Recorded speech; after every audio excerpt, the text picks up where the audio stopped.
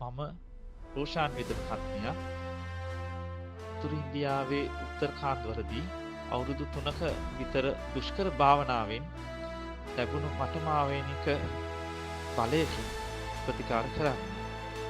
මම රෝගීන්ට බෙහෙත් ඖෂධ කිසිවක් බීමට ලබා දෙන්නේ නැහැ.